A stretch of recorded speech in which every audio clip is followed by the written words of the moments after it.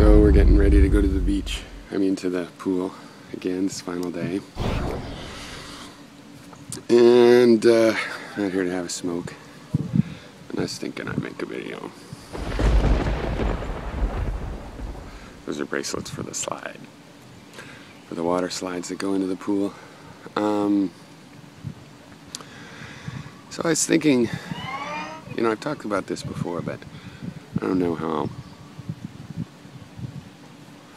everybody gets it, but you know, it's not just YouTube. 90% of internet conversation, the pattern is you find someone you think is the biggest idiot possible, and you rail on him. And this is my basic incompatibility. Like that's something that people do, no matter what their philosophy, right? And it's been that way for the decades and decades I've been online discussing things, text or otherwise. So for example, in atheism, you know, you don't go get the most intellectual Christian argue against them. You find some young earth creationist and you rail on them. Now it's not whether they deserve it or not. That doesn't really enter into the issue here, what's going on. It's the problem here is that when you do that, the dynamic of the conversation is always between you and your so-called opponent, right? It's in between there. So the natural center of mass of the argument for people watching the argument is some sort of mid-space. So you might convince another young earth creationist to move somewhere into the middle of that space, or more likely someone that's in the middle. They might move a little bit more towards the middle. It's near the middle. But on both sides, right? So really, you and this opponent are exerting a pressure that's pushing people towards this center of mass, this middle of the argument. And it's definitely not into the future from where you are. If you think you're the one with the modern view, this space you're illuminating with this other person, it's between you and their view. It's behind you, theoretically.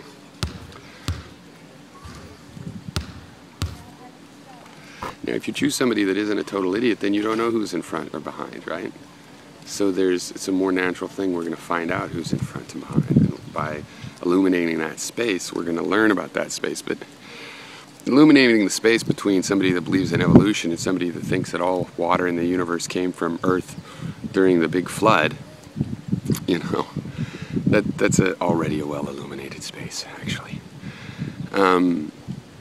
So this is what's weird about my style. Maybe it's just educational damage. I rejected all these things I was taught, but then ended up with things that soaked in from my education, such as the idea in traditional hardcore philosophy that you don't find the weakest argument to disagree with, you find the strongest argument to disagree with.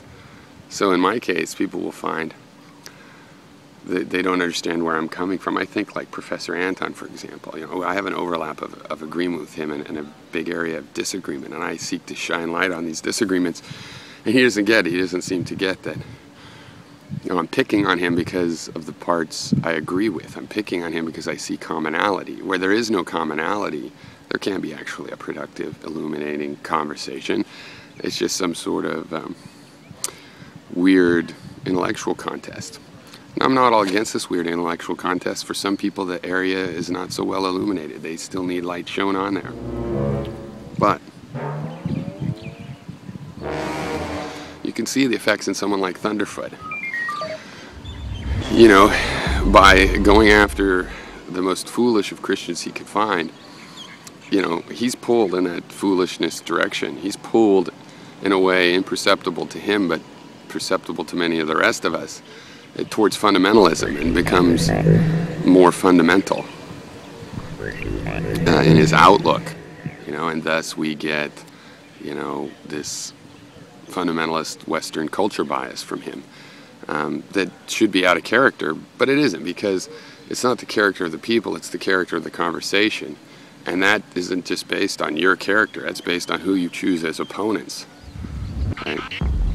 It's much more productive to choose as opponents people you largely agree with. It's too subtle for the majority of people out there to get that. That's the way it is.